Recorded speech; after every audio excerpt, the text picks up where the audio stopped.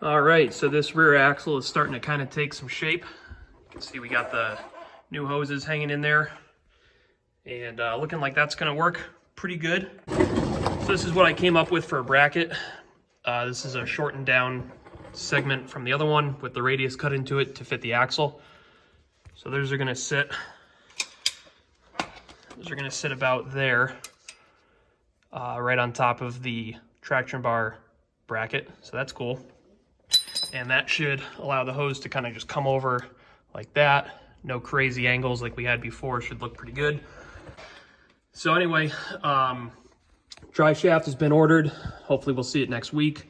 And in the meantime, I think I'm going to run out and grab some PVC to mock up the traction bars just to kind of get an idea for what those are going to look like, which is pretty exciting. And so yeah, that's where we're at right now. And we'll catch you guys in the next clip. So I'm just getting everything laid out for mocking up the traction bars. So just as a kind of recap of what we're using, these brackets as well as the axle side brackets are from Ballistic Fab. Pretty unbeatable price for laser cut, bent, you name it. On the front, I'm not sure if I'm going to be running these enclosure pieces. That'll be determined later. And then additionally, I think I'm going to add this side support as well. So I think what I'm going to do is bolt here, bolt, and then probably tack the front and rear. And if that's not enough, then we'll figure something else out. The rears are pretty cut and dry. You can see the tacks on there. There's a front piece here as well that I'll probably run. All the hardware is McMaster-Carr 3/4 inch. Should be plenty strong for what we're doing. And I did go ahead, pick up some PVC, and just kind of mock one up. Of course, until I know what the pinion angle is, kind of can't set anything in stone, but just to get an idea what it's going to look like, don't mind the rotted cab corner and rocker. So anyway, next thing we got to do is take out these holes. No fit. So that's going to be done on a mill, just so it's precise, and probably packs a little bit more nut than my drill. And it looks like these are laser cut or CNC cut, whatever the fuck cut. So laying stuff out for traction bars. This is the cross member that originally held the Driveshaft carrier bearing, and as you can see, it slopes up in the middle. Now, the plan for this truck is to run a single piece aluminum driveshaft, which means that it's going to have one kind of gradual angle as opposed to an angle that is interrupted in the midpoint by the carrier bearing.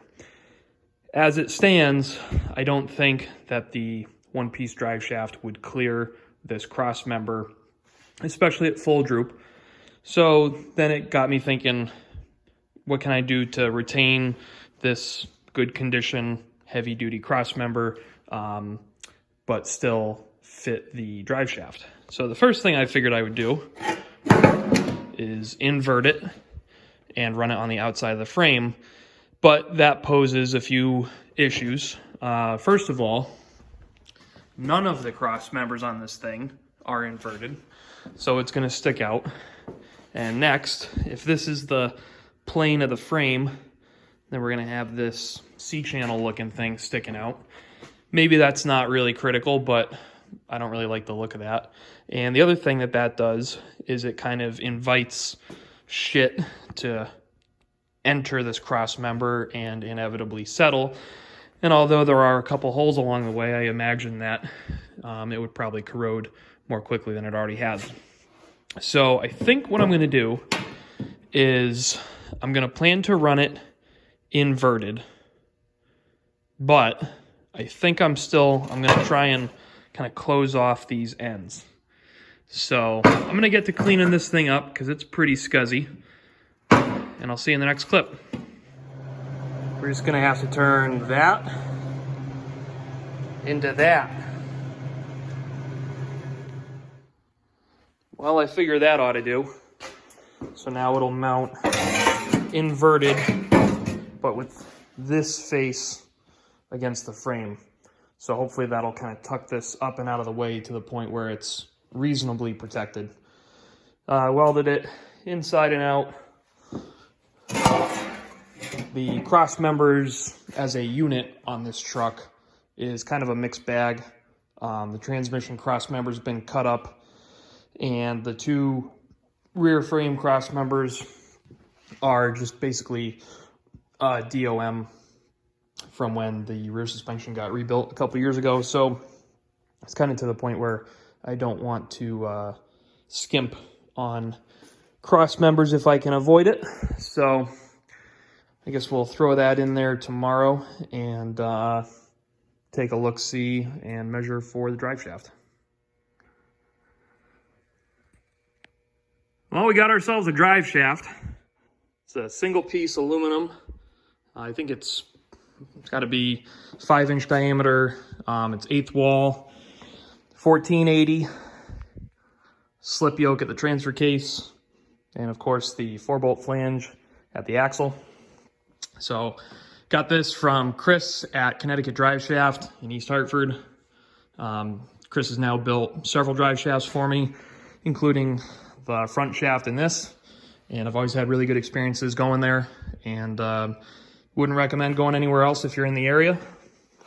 So anyway, now that we have this, I can go ahead and stab it under the truck, and we can get to work setting the pinion angle and then everything that will fall into place once the axle is in its final place. So next thing to do is get under the truck and see if this thing fits.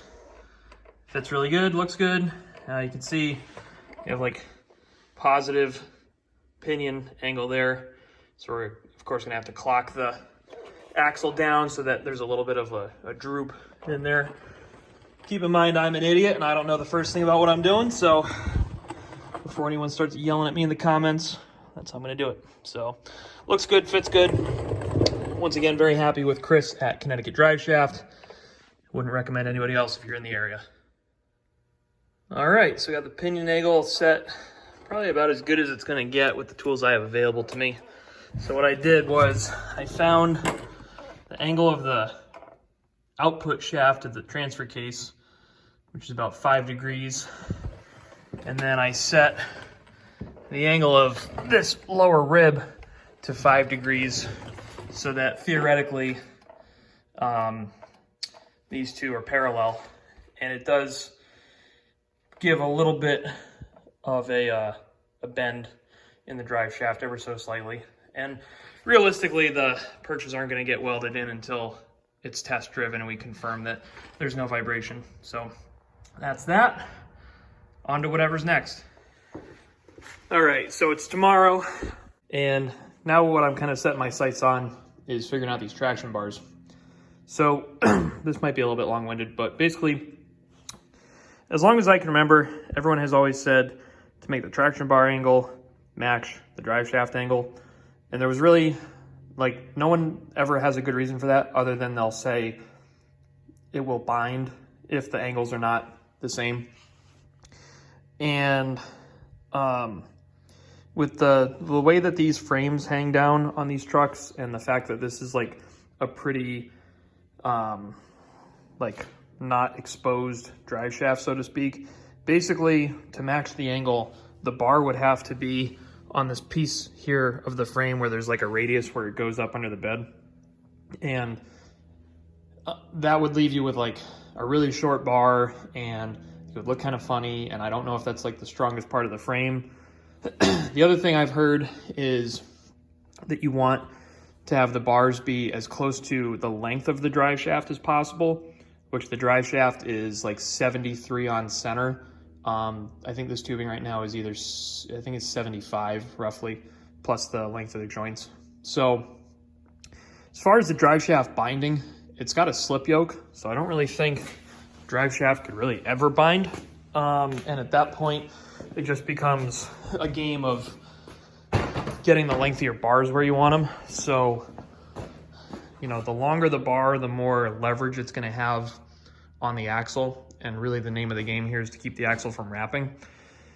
So when I started this, I basically just went on to some companies that make bolt-on bar sets. So like HSP, for example, I think they spec a 72 or 75 inch bar for extended cabs and crew cabs, and that was kind of my starting point. But as you can see, like, the angles are different. So I think I'm gonna keep this length PVC as an option, but I think I'm gonna cut a shorter one and move the bar back here on the backside of this cross member and see how much of an effect it has, if any, and kind of like center it in the back of the cab and see what that looks like. So it's one of those things where, like, I'm trying not to make a mountain out of a molehill here, but also, like, I want to do this once and do it right. You know, the tubing's expensive, the joints are expensive, and I'd rather not have to do it twice if I don't have to. So I'm gonna make that shorter bar and see what it looks like. Okay, so these are shorter, obviously. These are, okay, so this is 59 3/4 of tube, which gives us like 68 inches overall length compared to the 75-inch overall length as what HSP calls for. So you can see we're certainly closer to the angle, but we're still a couple degrees off. And I mean, like I said, really, like, unless the bar met the frame like here, it's really never going to be parallel. This bar terminates kind of almost halfway in the back door as opposed to running up to the where the front door ends. So it does look probably a little bit less in your face than the other one. So I'm going to keep checking a couple things, and then we'll figure out what the length is going to wind up being. Then we'll take these things over to Kyle and have him take it up for us. Well, if you're keeping score at home, you'll notice that we are not at home. We are here at Talbot Industries, set up to make some traction bars. So the first thing we're going to do is lop these down. We wound up settling on 63 1/4 for the tube length, so they should come in right around 69 inches eye to eye. Pretty optimal for most applications. So anyway, we're gonna get these things lopped off, and then we'll catch you in the next clip when we're setting up to have Kyle take them together. Got the first tube ready to go. Got them both cut to length. Got the ends dialed in and the bungs pressed into place. So nothing to do but weld it out.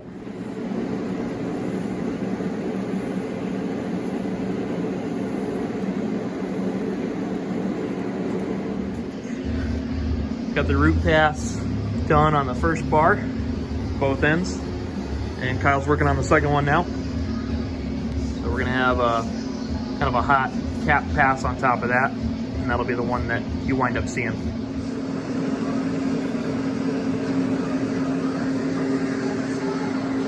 Damn, son.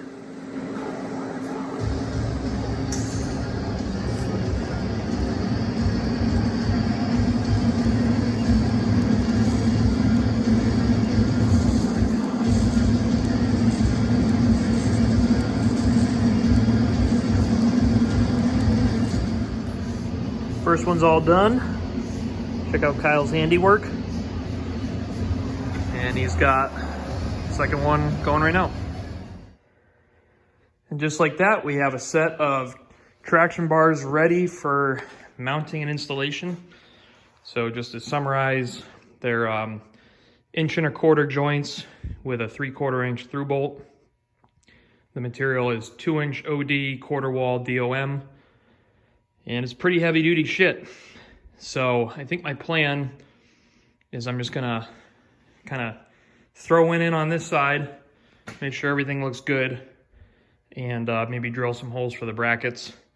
And then basically, once everything is set final on the axle, throw the other side on and make it match. And there we go. Need to get some new hardware for the cross member that's right here, interfering slightly with that front mount. But other than that, just a matter of continuing to get in the rear axle sorted, and that'll kind of help let things land in their final place. The setup here is pretty simple and everything's heavy duty. You know, it's a shame that we have such a nice bar with such a shitty looking front bracket. You can tell which part I did and which part Kyle did. But that's enough for this video. I'm fucking spent. I'll see you guys in the next one.